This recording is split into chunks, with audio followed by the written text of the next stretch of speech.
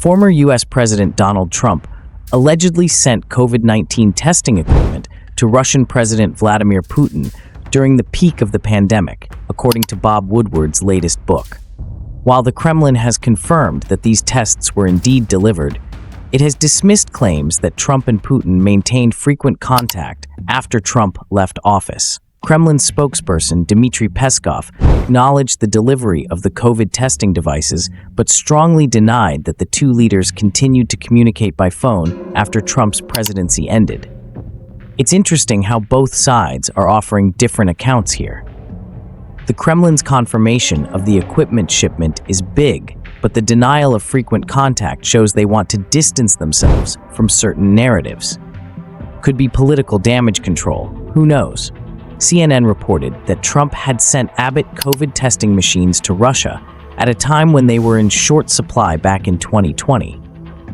The Trump campaign has vehemently denied the claims presented in Woodward's book, calling them fabricated and politically motivated.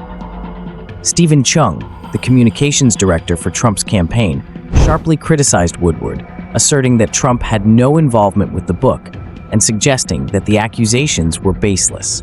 Denials like this from the Trump campaign were expected. Woodward has written critical things about Trump before, so it's not surprising they're dismissing this. Still, it raises questions. Why would Trump's team deny it so firmly? Vice President Kamala Harris used the allegations to attack Trump, stressing the severe shortage of COVID tests during that period. She accused Trump of prioritizing Putin, whom she described as a murderous dictator. Harris argued that Trump's actions showed his admiration for authoritarian figures and made him vulnerable to manipulation by such leaders.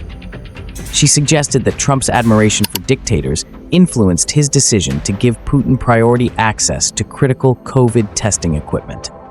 Harris's attack on Trump here is intense, but it's not new. She's using this report to underscore her concerns about Trump's past admiration for authoritarian figures. The accusation that Trump favored a dictator at a critical time when tests were needed in the U.S. adds fuel to the fire. President Joe Biden also criticized Trump's reported decision during a fundraiser, mocking Trump's choice to send testing devices to Putin. Biden took aim at Trump's long-standing relationship with the Russian president, suggesting that this posed a national security risk for the U.S. It's not surprising to see Biden join in on this. The relationship between Trump and Putin has always been a point of tension, and Biden is using it to point out potential security risks. It's also a solid way to rally his base. Democrats have increasingly focused on Trump's close ties with Putin, portraying him as being too friendly with authoritarian leaders, a weakness they hope to exploit in future elections.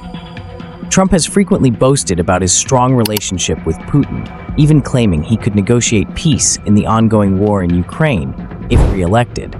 Trump has further blamed Biden for global conflicts, including Russia's invasion of Ukraine and the war between Israel and Hamas, arguing that such crises would not have happened if he were still president.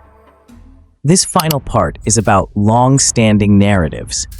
Democrats have always criticized Trump for his relationship with Putin, and Trump's claims that he could end global conflicts if re-elected show his confidence. Whether people agree or not depends on their political views. It's definitely a hot-button issue going into the next election.